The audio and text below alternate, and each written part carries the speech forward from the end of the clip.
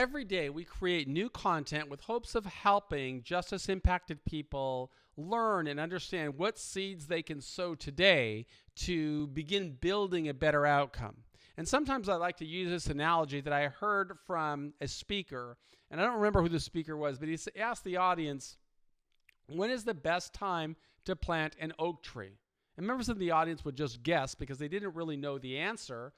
And eventually he would tell them, he would say the best time to plant an oak tree was 20 years ago. But the second best time is today. And that is the story from the speaker. What I try and do when I'm teaching people who are justice impacted is to help them understand to grow a great, strong oak tree, it's not just about sowing a seed. You've also got to nurture the seed. And we nurture that seed with fertilizer, which of course is just manure. So the seed has to grow through a lot of manure before it becomes a strong tree. Well, that's something that can apply to every one of our lives. When we're facing a challenge, we can all look back 20 years ago and say, what could we have done differently to avoid that challenge? But we can't do that. We cannot change the past. What we can do is start sowing seeds for a better future. When we sow a seed, we also have to prepare ourselves to grow through a lot of manure. My name is Michael Santos, and I'm the founder of Prison Professors. I would never ask anybody to do anything that I didn't do. And I learned these lessons of growing strong through adversity because in August of 1987, authorities arrested me, and a judge sentenced me to serve a 45-year term. I had to grow through a lot of manure before I could grow stronger. And that's why I create these daily discussions with hopes of helping other people understand what seeds can you sow today to get a better outcome in your journey. In today's blurb, I'm talking about that very concept. According to Napoleon Hill, author of Think and Grow Rich, desire is the starting point of all achievement. It isn't hope. It is not a wish. It's rather a keen, pulsating desire transcends everything. If we desire to succeed, we find our way.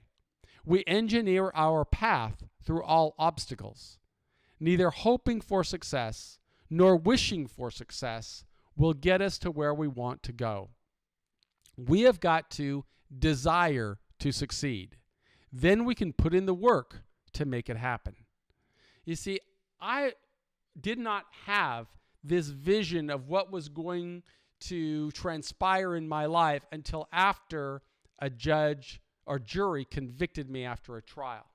But by then, I'd already been in custody for a year because I was charged with a serious drug offense, and they did not offer me a bond to get out. So from the day of my arrest until I completed my sentence, I was in custody.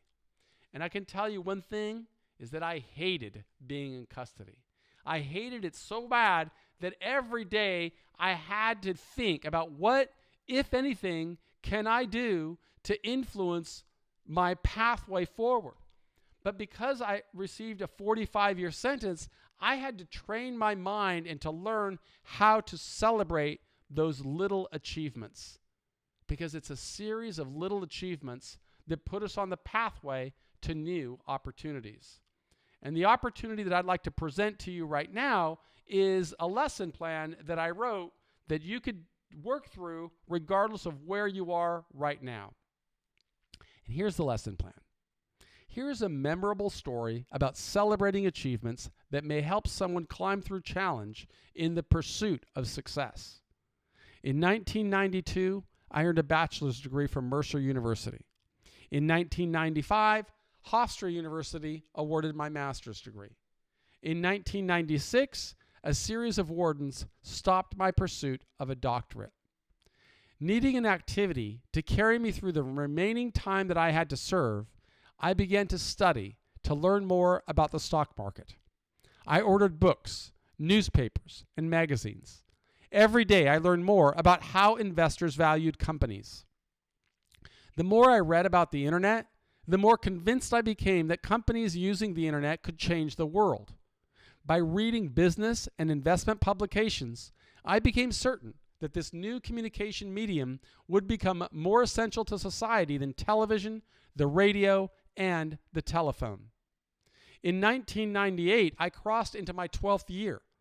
An opportunity opened for me to earn $2,000 from a writing project. That $2,000 represented the first money I had made since my arrest in 1987. My sister asked if I wanted her to save the $2,000 for me. Rather than saving, I wanted to invest. For the first time since my imprisonment, I had sufficient capital to open a brokerage account. With my sister's help, I opened a trading account with an online brokerage company. With a margin account, I could borrow against my equity to increase my stock purchase. Relying upon the borrowing power of margin, I could purchase $3,000 worth of stock, even though I only had $2,000. I bought stock in Yahoo, one of the leading internet companies of the late 1990s. Shares of Yahoo rose in a hyperbolic arc. Every week, the stock's value increased by several points. As the stock price rose, my equity level increased. When my equity increased, my buying power increased, allowing me to leverage my position with margin to purchase more shares. That strategy resulted in the growth of my original investment, which I began with $3,000, $2,000 in cash, plus $1,000 that I borrowed on margin. As my equity increased, I borrowed more money to buy more shares. That strategy grew the value of my portfolio by tens of thousands, then by hundreds of thousands within a relatively short time. Rather than celebrating the small achievements and taking a pause, I continued to increase my exposure. The entire story is available in Earning Freedom, Conquering a 45-Year Prison Term. The short version is that at one point in April of 1999, the equity had grown to more than $1 million. At the time, I was halfway through my prison term. Rather than capturing those resources with a sale, I held on to the stock. The equity of my portfolio dropped like a falling brick in a market crash. In only 2 days, I lost more than $600,000 in value. I sold the position. After paying all short-term capital gain taxes and costs associated with the sale, I walked away with about $100,000. Rather than celebrating the gain, I lamented that I did not sell sooner. Several more years passed before I learned the importance of celebrating small achievements. We must keep the bigger picture in perspective. I encourage others to learn how to celebrate small successes, especially when climbing through a struggle. And so here are our questions for you. Describe some small achievements that have led to more significant opportunities. In what ways did you prepare for those small achievements? How did you celebrate your incremental achievements? How do small achievements bring you joy? How do you reveal your small achievements with mentors and advisors in your network? And the word of the day is hyperbolic. Define hyperbolic and use hyperbolic in a sentence. It's super important to understand that by celebrating small achievements, we can keep our momentum going. We can realize that although we may not get everything we want, we could always work toward building something better. A great philosopher, some of you may know him, his name is Mick Jagger, said that you can't always get what you want, but if you try sometimes, you just might find you get what you need. I want you to get what you need. And what you need is a daily dosage of hope and a daily actionable plan that you could use to start rebuilding and recalibrating your life. That's something that every justice-impacted person needs. They need to believe that they have the power within to transform their life and build something better.